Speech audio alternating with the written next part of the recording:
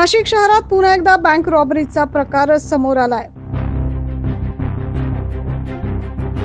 नाशिक मधील अंबड परिसरात असलेल्या MIDC मध्ये असलेली इंडियन बँक या बँकचं गॅस कटरच्या सहाय्याने बँक फोडून चोरी झाल्याची घटना समोर आली आहे। हा प्रकार आज सकाळी उघडकीस आलाय। बँकेचे कर्मचारी आणि अधिकारी बँकेत आले असता ही घटना उघडकीस आली आहे। याच ठिकाणी मागील वर्षी देखील याच बँकेत चोरी झाल्याचा प्रकार उघडकीस आला होता। या घटनेबाबत सहाय्यक पोलीस आयुक्त शेखर देशमुख यांनी अधिक माहिती दिली आहे। मुंबई रोडवरील Ambad industrial estate Indian bank ही जी ब्रँच आहे त्या ब्रँचची स्ट्रॉंग रूम फोडण्याचा प्रयत्न झाला आणि ज्याने तो केला त्याने तिथे गॅस कटर आणलं होतं आणि बरोबर काही स्टील कटर घेऊन त्याने ती स्ट्रॉंग रूम फोडण्याचा प्रयत्न केला।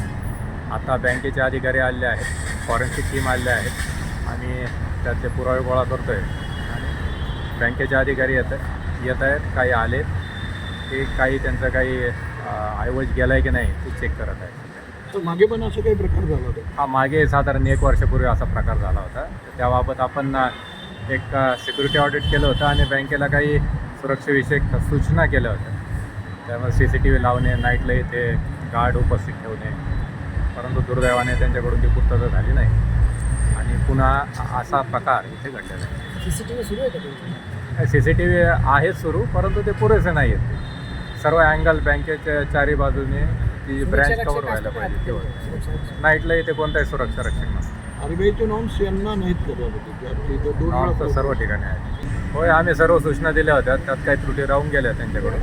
आता अपेक्षा आहे की परत ते त्या त्रुटींची पूर्तता करतील। साधारण महिनाभरापूर्वीच नाशिकच्या ICICI फायनान्स विभागात 5 करोड रुपयाची चोरीची घटना ताजी असताना ही घटना घडल्याने चोरांनी नाशिकच्या पोलिसांना खुलं आव्हान दिल्याचं समोर येत आहे। Bureau report 9 news Maharashtra.